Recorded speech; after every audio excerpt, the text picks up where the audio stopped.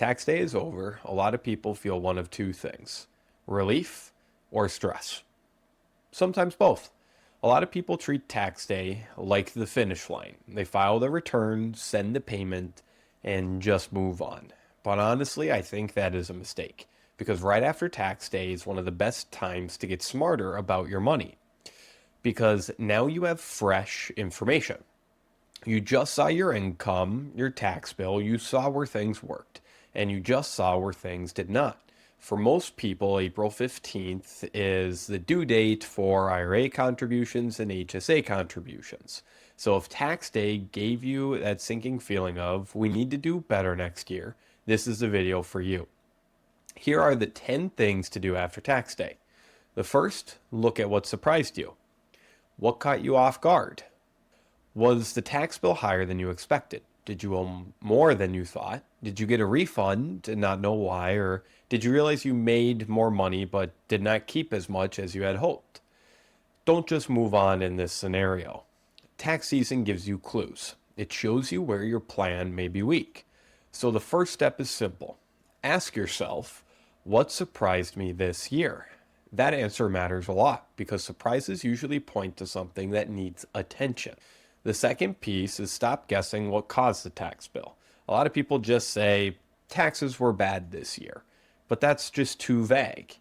You want to know why. Was it higher income, a bonus, your company's stock, a Roth conversion, not withholding enough? Did capital gains put you over? Maybe a side business wasn't optimized. Were you losing a deduction? If you do not know what caused the tax bill, it's hard to fix it. So take time to understand what really happened. Do not just feel the pain. Learn from it. So here's the third piece. Check your withholding. And this is a big one. If you owed a lot or got a very large refund, your withholding is probably off. And that matters because a big tax bill can catch you by surprise and hurt your cash flow. But a huge refund is not always a win either. That can mean you gave the IRS too much money during the year. Money you could have used for saving, paying debt, or building cash. So after tax day, it is smart to look at your paycheck and ask, am I withholding the right amount? That is a simple change that can make the rest of the year smoother. The fourth piece is review your IRA and HSA. This is one most folks miss all the time. For most people, the deadline to make a IRA contribution was April 15th. For most people, the deadline to make an HSA contribution was also April 15th. So now it's time to ask, did I use those? Did I max them out? Did I miss a chance? Did I do it at the last second? If you waited too long, that is useful to know. It may mean next year you need a better system because waiting until the deadline is not really a strategy. It is just last minute cleanup. The fifth piece is build a tax folder for next year. This sounds very small, but it can save you a lot of stress. Make one folder, whether it's digital or paper, and put things in it like your previous year's tax return, W-2s, 1099s, charity receipts, HSA, IRA records, your estimated tax payments if you did any big stock sales, that confirmation page, and of course business expenses if you have any. A lot of tax season stress comes from everything being messy, not from the taxes themselves. So one of the smartest things you can do after tax day is get organized while everything is still fresh. The sixth piece is now look at your next big tax problem. Do not wait until next spring and rush it. Think about what could affect next year. Maybe you plan to sell stock, or you have a bonus coming, or you're retiring, or you're changing jobs, or are planning on doing a Roth conversion. You could have company stock, options, RSUs. Maybe you're selling a property. All of these things can change your tax picture a lot.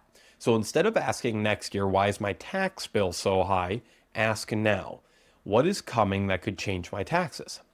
That is how better planning starts. So the seventh piece to talk about is make your estimated payments if needed. Some people need to make estimated tax payments during the year. This can matter for people with side income, investment income. If you get a big bonus, you're in sales, 1099, you have rental income, or maybe you're just not withholding enough. The point really is simple. If you owed a lot this year, do not assume it will magically fix itself. The IRS also has estimated tax deadlines during the year, and April 15th is often just the first one. In some disaster relief areas, deadlines can be different, so it's worth checking if you were affected. So if your income does not come in a simple paycheck only way, make sure you know whether estimated payments matter for you. So the eighth piece is check if your savings order makes sense. This is where tax planning meets financial planning. A lot of people are saving money, but they are not always saving in the right order. After tax day, ask, am I using the right accounts first? Am I missing a match? Should I be using an HSA? Should I build more liquid savings? Am I putting too much in one place and not enough in another? Tax day is a good time to look at your full setup because taxes are not just about forms, they are about structure. How your money is set up matters. Use the return as a planning tool. Now, this is the ninth step of the process. Your tax return is not just paperwork. It's a map. It shows where income came from, what was taxed, what got deducted, where investment income showed up and how much went to taxes, how your accounts are working together. So do not just sign it and forget it. Use that information. A good question to ask is, what is this return telling me about my money? That question can lead to much better planning. The 10th and final piece is set one money goal before the next tax day. Do not try to fix everything all at once. Just pick one or two things. Maybe it is fixing your withholding, maxing your HSA, using your IRA early in the year rather than waiting till the end. Build a cash reserve.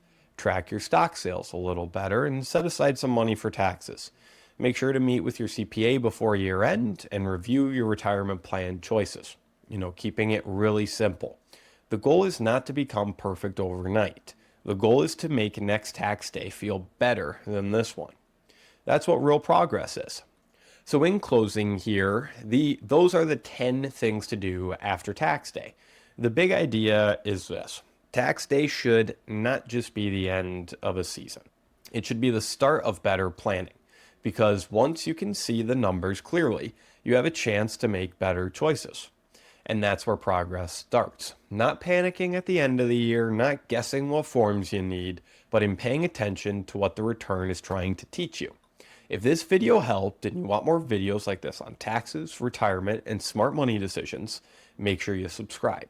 And if you had a big tax surprise this season, it might be a good sign that it's time to look at your plan a little more closely. You can visit our website in the description below. Thank you.